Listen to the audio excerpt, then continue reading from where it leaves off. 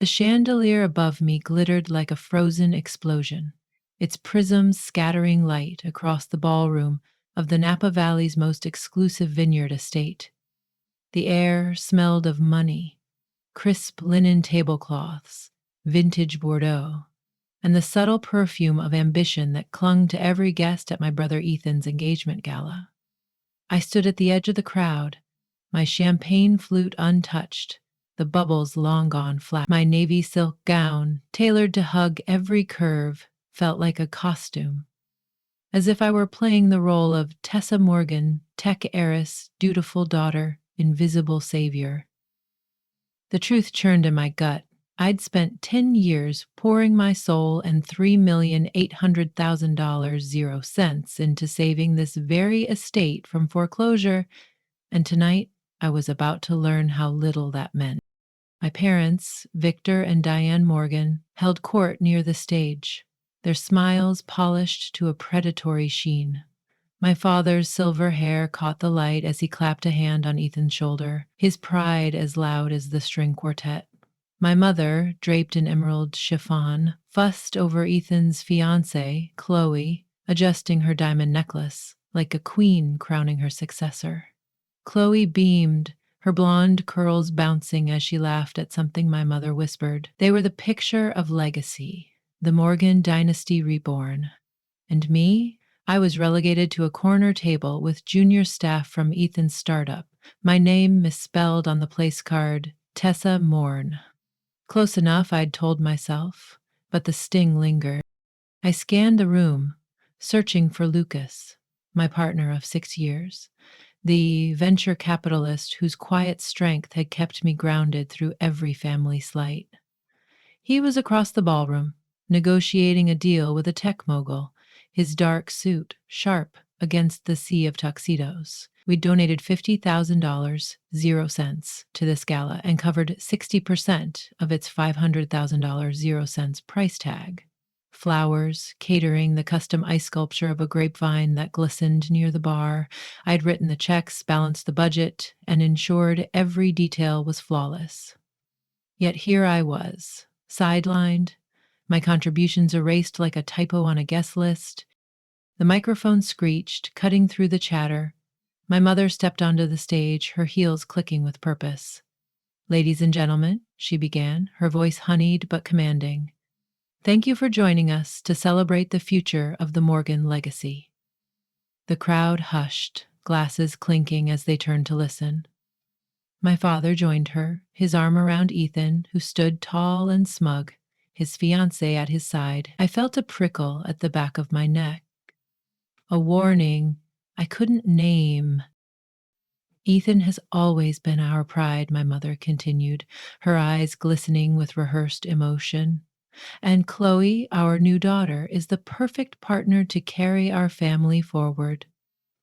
The room erupted in applause, but my hand stayed frozen around my glass.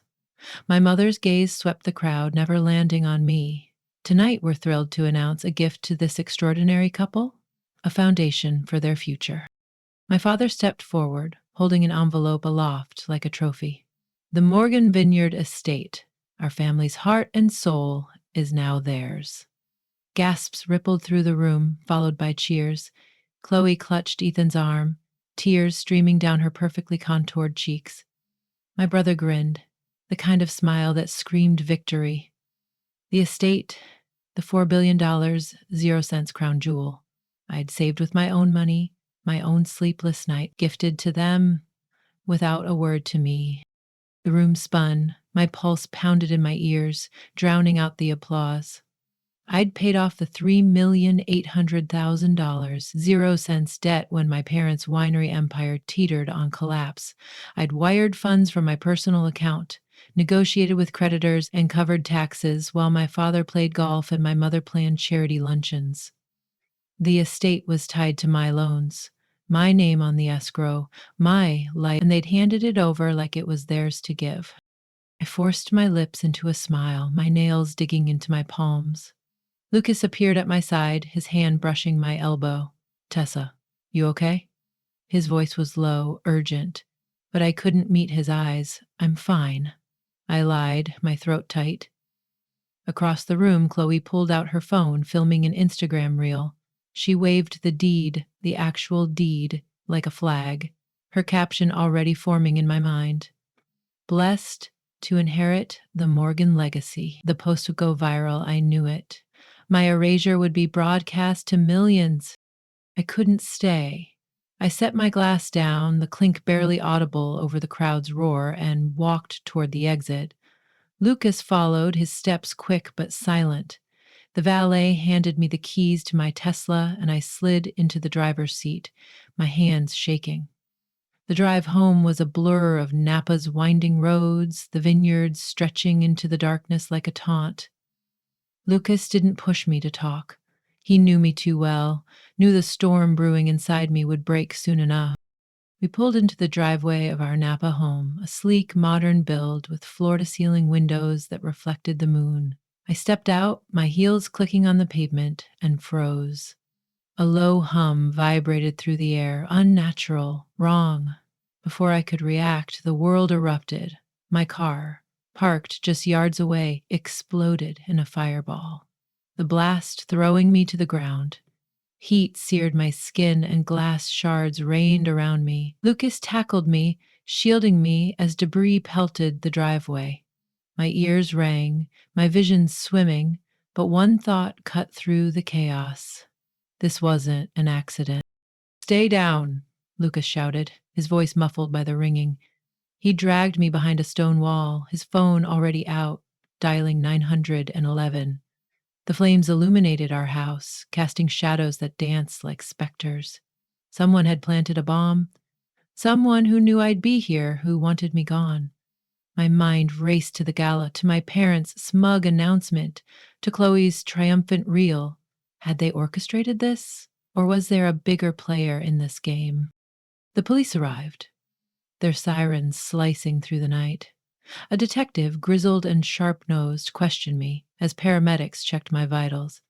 Miss Morgan, any enemies? Anyone who'd want you hurt? I wanted to laugh, to scream.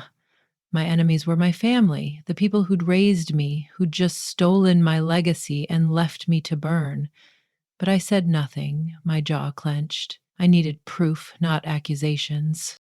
Inside, Lucas handed me a glass of water, his face pale but steady. Tessa, what the hell is going on? I shook my head, unable to form words. The gala thank you note sat on the counter, delivered that morning. Dear Lucas, thank you for making Ethan and Chloe's night unforgettable. My name wasn't mentioned. Not once. I crumpled the card, my fingers trembling. They don't see me, I whispered. They never have. The next morning, I woke to a notification. Chloe's Instagram reel had hit 1 million views. There she was, standing on the estate's grand staircase, the deed in hand, Ethan smirking beside her. Grateful for the Morgan legacy, the caption read. Comments poured in. Iconic couple, goals.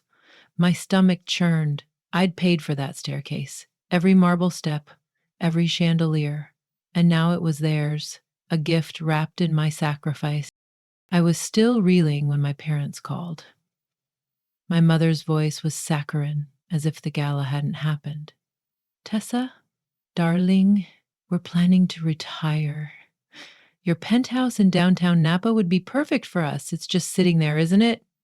I stared at the phone, my blood boiling. My $2 million, 0 cents penthouse, my sanctuary, bought with my tech firm's first big exit. They wanted that too. I'm not giving you my home, I said, my voice cold. There was a pause, then my father's gruff tone. Don't be selfish, Tessa. We're family. Selfish? The word hit like a slap. I hung up, my hands shaking. Lucas stood in the doorway, his eyes dark with worry. They're not stopping, he said. He was right. They'd taken the estate, and now they were coming for everything else. The family summit came 2 days later, held in the estate's oak-paneled boardroom. I walked in, my tailored blazer a shield, Lucas at my side. Ethan sat across from me, his fiancée at his elbow, my parents at the head of the table. The air crackled with tension. Tessa, my mother began, her smile tight. We need to discuss the penthouse. It's practical for us. Practical? I snapped.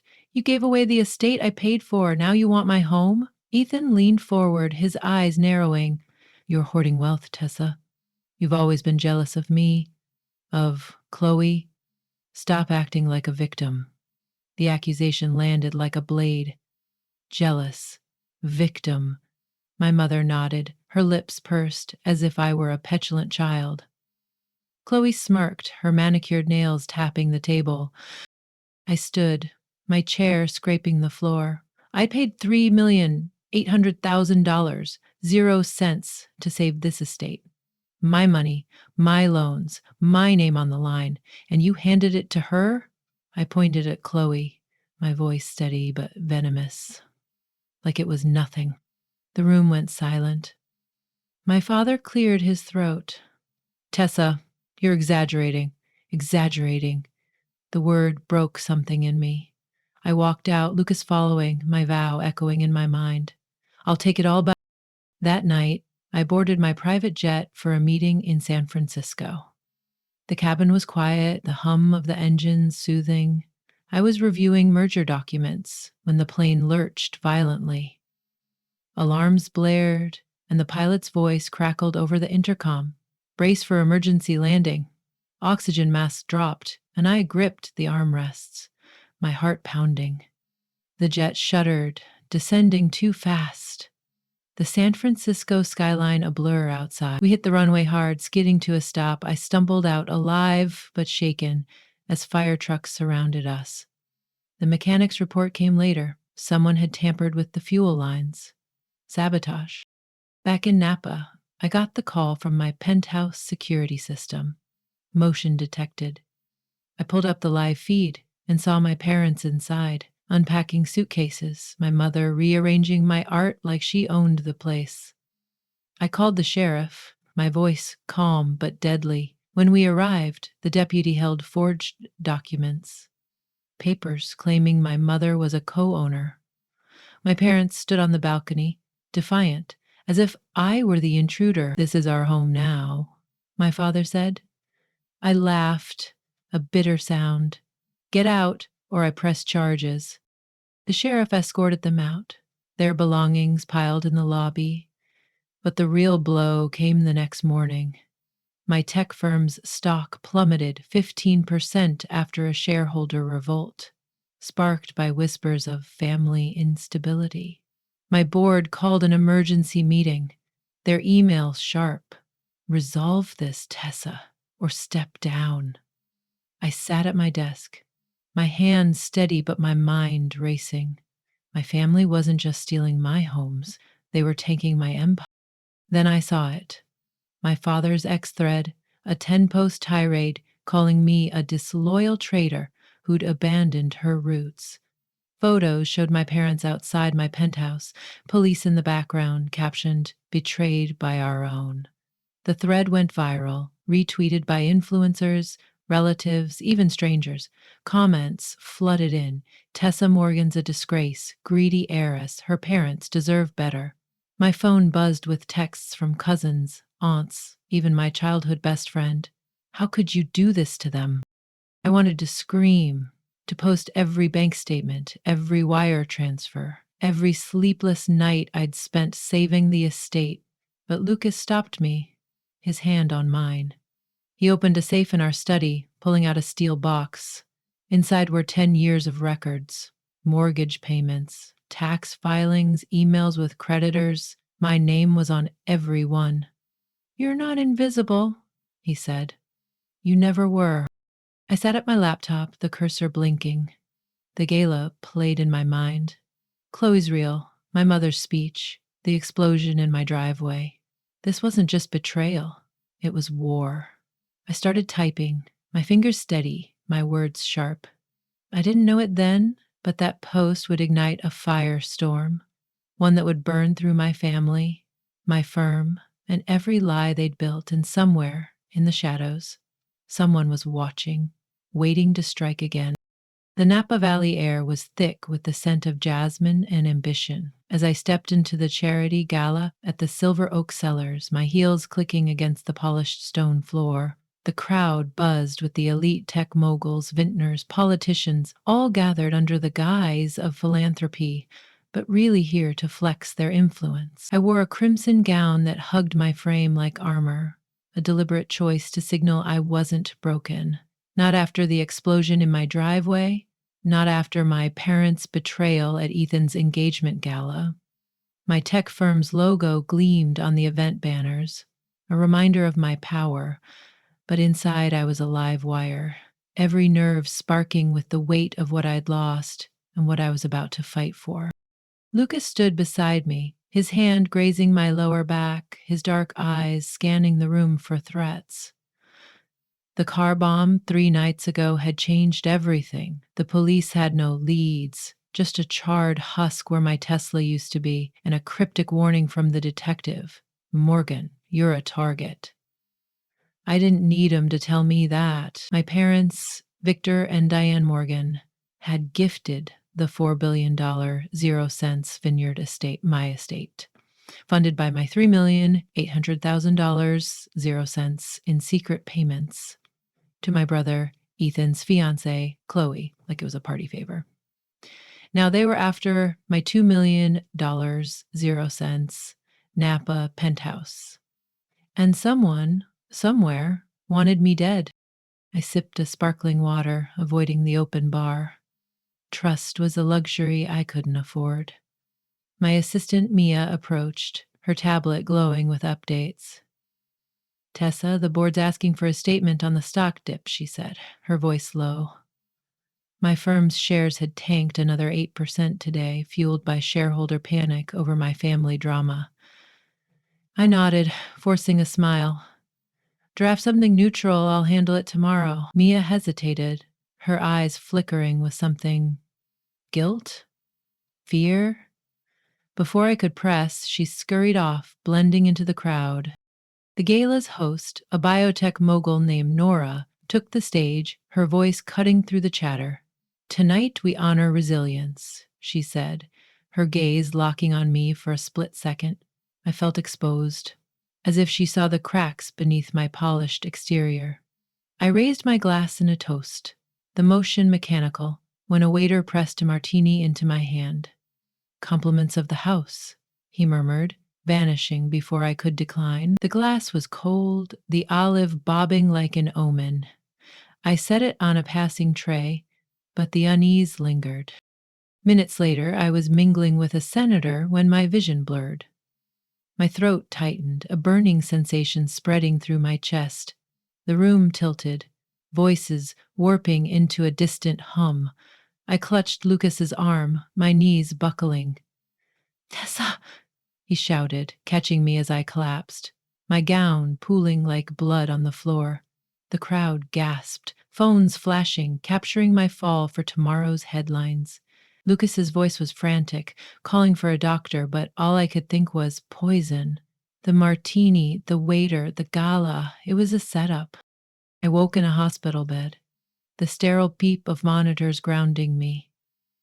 Lucas sat beside me, his jaw clenched, his suit rumpled from a sleepless night. You're okay, he said, his hand squeezing mine. They pumped your stomach. Traces of ethylene glycolic antifreeze. Someone spiked a drink meant for you. My mouth tasted like ash, but my mind was clear. Who knew I'd be here? I asked, my voice hoarse. Lucas's eyes darkened. Your family. The board. Half of Napa's elite. The list was too long. The betrayal too deep. Discharged by morning, I returned to my office, ignoring the doctor's orders to rest. My firm was under siege, and I wouldn't cower. Mia was at her desk, her face pale as she handed me a coffee. Tessa, I'm so sorry about last night, she said, her voice trembling. I studied her, remembering the gala, her odd hesitation. Mia, what aren't you telling me? I asked, my tone sharp. She flinched, then confessed. A senior VP had taken credit for her merger analysis, and she'd stayed silent, afraid to rock the boat. Her words hit like a mirror. I'd been her once, swallowing slights, funding my family's empire while they erased me. Speak up next time, I said, softer now. You're worth more than their silence. I locked myself in my office, pulling up X on my laptop. My father's viral thread still burned in my memory. Tessa, the disloyal traitor. The comments had grown nastier, fueled by influencers and relatives who'd never asked for my side. I started typing, my fingers flying, each word a blade. I detailed the $3,800,000 0 cents I'd paid to save the estate, the loans I'd taken, the nights I'd worked until dawn to keep the Morgan name afloat. I attached screenshots, bank transfers, tax filings, escrow agreements. My final line was a promise. I'm done being invisible. The truth is my weapon. Before I could hit post, my phone buzzed. Rachel Voss, my lawyer and oldest friend, had sent an email. Tessa, you need to see this. Attached was a 2015 trust document naming me as the state's trustee, set to inherit control. My heart raced. I'd been meant to lead, to carry the Morgan legacy, but a 2018 AI amendment buried in fine print rewrote it all, transferring the estate to Ethan, no notice, no discussion. My parents had planned to honor me, then betrayed me in secret. Rachel's note ended with a bombshell. Diane had recently tried to place a lien on my penthouse, claiming unpaid family debts. The audacity was staggering. I called Rachel, my voice steady despite the rage bubbling inside. They're trying to steal everything, I said. She didn't sugarcoat it. They're desperate, Tessa. The estate's finances are shaky. They need your assets to prop it up. Shaky? I'd paid off every debt, unless... My mind flashed to whispers of my father's failed investments, rumors of offshore accounts. Was that why they'd gifted the estate to Chloe, to hide something bigger? The day spiraled from there. A rival CEO, Marcus Kane, leaked my draft X thread to CNBC, spinning it as proof of my instability. The headline screamed, "Tech heiress Tessa Morgan's meltdown threatens empire." My board called an emergency meeting, their emails dripping with ultimatums. Quell this scandal or you're out. I was still reeling when Chloe posted a TikTok, twirling in my penthouse's living room, captioned, "New beginnings, my furniture, my art, my life." She was claiming it all, her smile a taunt. I was prepping a response when the fire alarm blared. Smoke poured from the hallway and screams echoed through the office. I grabbed my laptop and ran, coughing as flames licked the walls. The fire department arrived, but the damage was done. My office was gutted. Critical merger files reduced to ash. The arson report confirmed it. A Molotov cocktail hurled through a window. Someone wasn't just targeting me. They were dismantling my empire piece by piece. Rachel met me at a coffee shop, her briefcase stuffed with legal drafts. "We're issuing a cease and desist," she said, sliding a letter across the table. It demanded Chloe delete her posts, surrender my penthouse keycard, and face fraud penalties for the lien attempt. It also named my mother, warning of criminal charges if she didn't back off. I signed it, my hand steady, my resolve ironclad. Rachel nodded, but her eyes held a warning. "This will escalate things, Tessa. Be ready." Escalation came faster than I expected. The SEC launched a probe into my firm, alleging insider trading based on anonymous tips tied to my family's leaks. My board's patience was fraying, their emails now openly discussing my replacement. At home, Lucas showed me a WhatsApp thread that had exploded.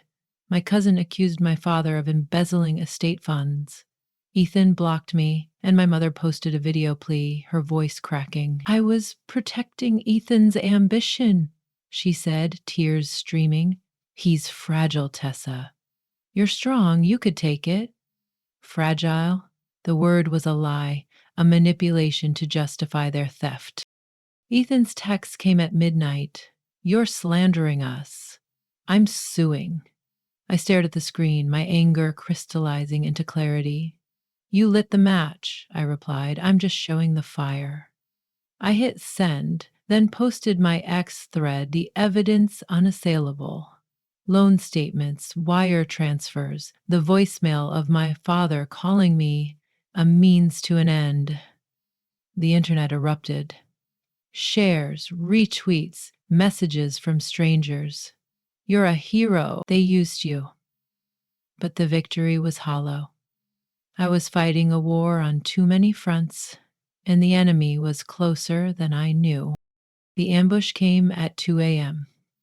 I was alone in my penthouse, Lucas at a late meeting. The security system was offline, hacked, I'd later learn. Masked intruders burst through the door, their silhouettes black against the moonlight. I ran, heart pounding, and scrambled onto the fire escape, the metal cold under my bare feet.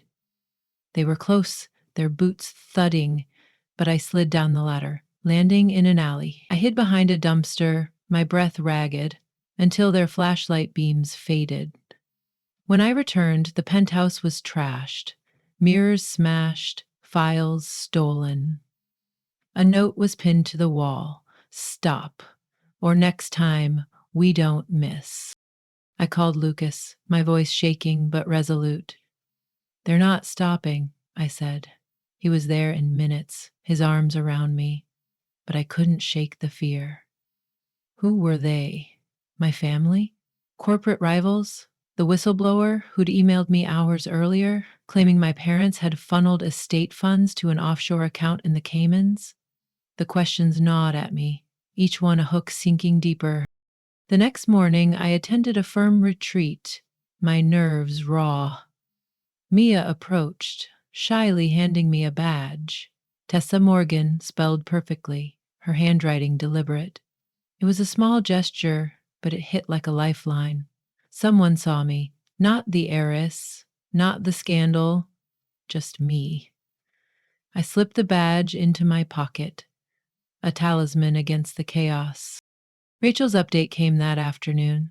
My parents had leased a modest condo in Sonoma. No fight, no threats. Chloe's social media went dark, her penthouse posts gone. My mother's tearful email arrived at dusk. "Tessa, we need to heal. Please meet me." I archived it, my finger hovering over delete. For the first time, I felt the weight of a boundary, solid and unshakable. I wasn't their pawn anymore. The board's ultimatum landed like a guillotine. End the scandal by week's end, or you're out. I hosted a game night with Lucas, the laughter a brief reprieve, and we planned a Patagonia trek, a dream to hold on to. I leased my penthouse to Elena, a filmmaker who saw its scars as stories. Ethan's email was curt: "Let's move on." No apology, no remorse. Anonymous roses arrived at my office, no card. I donated them to a shelter, their scent too much like manipulation. Nora, my biotech client, pulled me aside at a meeting. "You burned their lies to the ground, Tessa," she said, her eyes fierce. "Don't stop." Her words lit something in me. I mentored Mia, pushing her to pitch her ideas, watching her bloom. But the whistleblower's claim that my parents had hidden millions offshore loomed like a storm cloud. I locked the estate's master key in a safe labeled "My Fight," its weight a reminder of what I'd survived. The questions haunted me. Who planted the car bomb? What was in that offshore account? How did Chloe get my security codes? Was Ethan's lawsuit a bluff, or did he hold a secret that could ruin me? And the whistleblower, who were they and what else did they know? I stood at my window, Napa's vineyards stretching into the dusk, and made a vow. I'd uncover every truth, no matter the cost. The war wasn't over, but I was no longer fighting for their love. I was fighting for me.